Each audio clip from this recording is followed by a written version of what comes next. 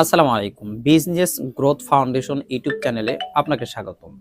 আমরা আজকে কথা বলবো যে আমরা মসজিদ মাদ্রাসার খেদমতের পাশাপাশি বিজনেস করা কেন আমাদের জন্য জরুরি। এটা এজন্য জরুরি যে বিজনেসের মধ্যে আল্লাহ তাআলা সিংহভাগ রিজিক রেখে দিয়েছেন। আর রাসূল সাল্লাল্লাহু আলাইহি ওয়াসাল্লাম নিজেও ব্যবসায়ী ছিলেন এবং সাহাবীগণও ব্যবসায়ী ছিলেন।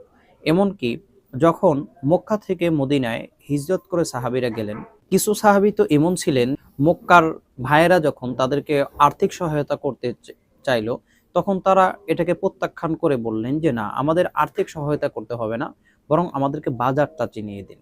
বাজারটা চিনিয়ে দিন যাতে করে আমরা সেখানে ব্যবসা বাণিজ্য করে সফল হতে পারি।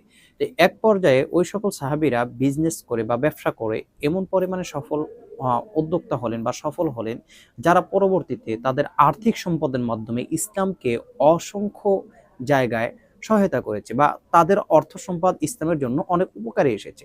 আমরা যারা মসজিদ মাদ্রাসায় খেদমত করি বা মাদ্রাসা লাইনে পড়াশোনা করেছি, যে তারা যদি মনে করি আমাদের শুধু মসজিদ আর মাদ্রাসার খেদমতেই থাকতে হবে, এছাড়া বিজনেসের মধ্যে জড়ানো যাবে না, তাহলে তাদেরকে আমরা বলবো, আপনি কি পারবেন আপনার সমাজে একটা বড় ধরনের ইসলামী অনুদান দেওয়া, বা আপনি কি পারবেন আপনি একটা নিজস্ব ফান্ডে মসজিদ পরিচালনা করা? সমাজে আপনার কতটুকু প্রভাব থাকবে? অবশ্যই সমাজে ওই মানুষের প্রভাব থাকে যেই মানুষের সম্পদ থাকে, যেই মানুষ আর্থিকভাবে সচ্ছল, তার কথার সমাজে একটা আলাদা তাসির থাকে বা প্রভাব থাকে। সুতরাং আপনি কখনো যদি সমাজের কোনো একটা খারাপ দিককে পরিবর্তন করতে চান, তখন আপনাকে অবশ্যই আর্থিকভাবে স্বাবলম্বী হতে হবে, যাতে করে আপনার কথাটা তাদের জন্য গ্রহণযোগ্য হয়। আর তা যদি না হয়ে আমরা যদি বা যারা আলেম সমাজ যদি বিজনেস থেকে দূরে সরে থাকি, তাহলে আমরা আর্থিকভাবে অসচ্ছল থাকব, বরং সমাজের যারা আর্থিকভাবে সচ্ছল তাদের মুখের দিকে চেয়ে থাকব। সুতরাং আর্থিক সচ্ছলতা এবং বুজুর্গ হওয়া এটার মধ্যে বিরোধ কিছু নাই, বরং একটা আর একটা সম্পর্ক। কেন? যখন আপনি আর্থিকভাবে সচ্ছল হবেন, তখন আপনি মোটা অঙ্কের টাকা আল্লাহর রাস্তায় দান করতে পারবেন। আপনার আর্থিক সহায়তায় অসংখ্য মানুষ ইসলামের পথে আসতে পারবে, দারিদ্ররা তাদের দারিদ্র্য বিমোচন করতে পারবে, এবং আপনার জাকাতের অর্থে অসংখ্য মানুষ নতুন উদ্যোক্তা হতে পারবে। এবং আপনি চাইলে সমাজের ভালো কাজগুলোকে আপনি গাইড করতে পারবেন, আপনার কথায় সমাজের ভালো কাজগুলো সম্পাদিত হবে। সুতরাং সব দিক থেকে বিবেচনা করলে আলেম সমাজের আর্থিকভাবে সচ্ছল হওয়াটা জরুরি, এবং সেই আর্থিকভাবে সচ্ছল হওয়ার সবচাইতে উত্তম মাধ্যম হলো বিজনেস। আপনি দেখেন, আপনার সন্তানকে ভালো একটা মাদ্রাসায় পড়াতে হলেও তার আর্থিক যেই প্রয়োজনটা পড়ে, খরচটা লাগে, সেটা মেটাতেও কিন্তু আমরা হিমশিম খেয়ে যাই।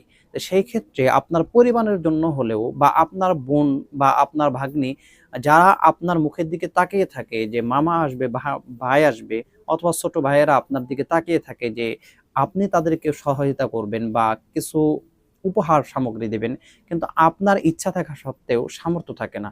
আপনার মাকে ওষুধ কিনে দিবেন নিয়মিত, এই ক্ষেত্রেও আপনি অসচ্ছল হওয়ার কারণে ব্যর্থ সন্তান হিসাবে নিজেকে উপস্থাপন করেন। তো সেদিক থেকেও হলে আপনাকে সফল হতে হবে, এটাই সবচাইতে উত্তম রাস্তা। তাই আমি আবার বলছি, রাসূল সাল্লাল্লাহু আলাইহি ওয়াসাল্লামের সুন্নাহ ব্যবসা করা, এবং আল্লাহ তাআলা ব্যবসার মধ্যে সিংহভাগ রিজিক রেখে দিয়েছেন। তাই আমরা প্রত্যেকেই মসজিদ মাদ্রাসার খেদমতের পাশাপাশি যেন বিজনেসের প্রতি এবং হালালভাবে স্পষ্ট বিজনেসের প্রতি ঝুঁকতে পারি, এবং হালাল উপার্জন করে আমরা সচ্ছল হতে পারি, সমাজে প্রভাব তৈরি করে ভালো কাজগুলো যেন সমাজে প্রতিষ্ঠা করতে পারি, এবং খারাপ কাজগুলো যেন সমাজ থেকে দূরীভূত করতে পারি, এবং সমাজে একটা ভালো মানুষের প্রভাব তৈরি করে বা ভালো মানুষের একটা কমিটি গঠন করে সমাজ পরিচালনা করতে পারি। আল্লাহ তাআলা আমাদেরকে সচ্ছল আর্থিকভাবে সচ্ছলতা দান করুন, এবং আখিরাতের জন্য আমাদের ঈমানি সচ্ছলতা দান করুন। আমিন। আসসালামু আলাইকুম ওয়া রাহমাতুল্লাহ।